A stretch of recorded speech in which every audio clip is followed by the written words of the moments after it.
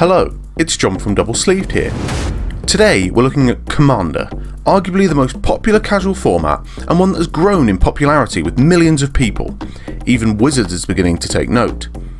And even though there are hundreds of different potential Commander choices, there are still fundamentally only 5 colours of mana. Colourless, so 6. Therefore, if you want to build an effective mana base, you'll need to get a full set of fetch lands, shock lands, dual lands, and throw in a Gaia's Cradle for good measure. Joking! Clearly, many people will want the perfect land solutions and will have the cash to back it up. However, if you're new to building your Commander resources, or are adding more decks and don't have an arm and leg to spend, then listen up, because I've got a few solutions for you. This list is in no particular order and will cover land cycles, not one-off lands. That is for another video, so stay tuned for that one. Here we go. Number 1. Slow fetches. There are 5 dual colour lands that are exactly the same as fetch lands, except they don't cost you 1 life, but they do enter tapped. Price wise, you're looking at an easy 10% of the cost of a fetch land.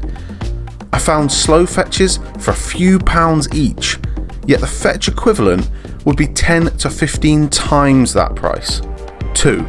Panoramas.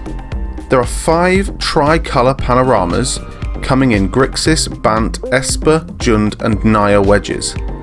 These are fetch lands with a difference. You can immediately tap these for colourless mana, and by paying 1, tapping and sacking, you get a basic land of one of the 3 colours associated with the panorama. That land does, however, come into play tapped. So the net cost is effectively 2 mana, but if the aim of the game is mana fixing and deck thinning, these are an efficient solution, and at a few pounds a pop, well worth including. Number 3. Storage lands. We have monocolour and dual colour storage lands, both using a similar system of storing counters rather than tapping for mana each turn, and then cashing the counters in for mana at a later time. The Fallen Empire lands work slightly differently to the Mercadian Bazaar lands in their wording and operation, so worth considering. Equally, the Time Spiral dual storage lands are able to be tapped for colourless, but require mana to pay for the storage counters, something to sink some excess mana into maybe. These lands are around the 50 pence mark at the moment, and when coupled with cards like Varel the Hulklade that doubles land counters, I can see some funky combos here. 4. Pain lands. There are many varieties of pain lands in the wild, but I'm talking about the dual colour allied and enemy lands originally printed in Ice Age but have had numerous reprints. Tapping for colourless or tapping for either colour, paying 1 life for the privilege, is spot on for most decks. These will run you about a £5 a piece, but a good few quid under their shockland brethren. 5. Blighted lands. 5 monocoloured lands that tap for a colourless but offer an added utility effect when sacrificed. Drawing cards, or even searching for up to 2 basic lands of any variety with Blighted Woodland, which, due to its recent reprint, is only pence to pick up. 6. Sack lands.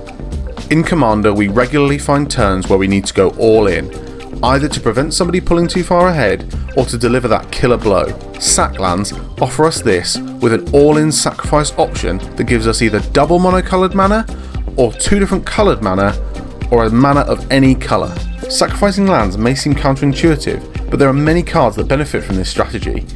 The Gitrog monster, Knight of Reliquary, the Mending of Dominaria, Plane of Birth, the list goes on.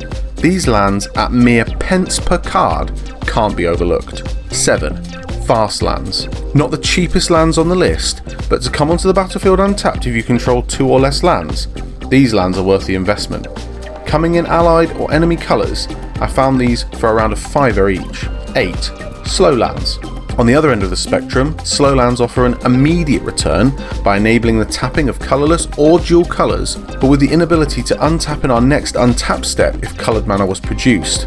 Sometimes you just need the mana and will take the hit next turn, and again, pence for these lands. 9. Reveal lands. Simple concept, show a basic land of the colours of the reveal land from your hand and you can play it untapped. If you have enough basic lands floating around and can manoeuvre this correctly, this is an easy way to get a dual land out. These lands are going for around £1 or 2, not a lot considering their effectiveness. Lastly, 10. Battle lands.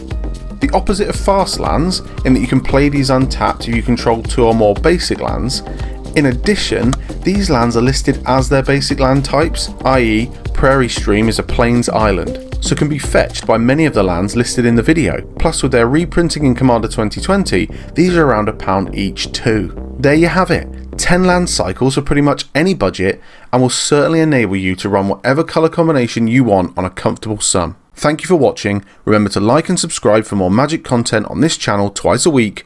See you in the next one.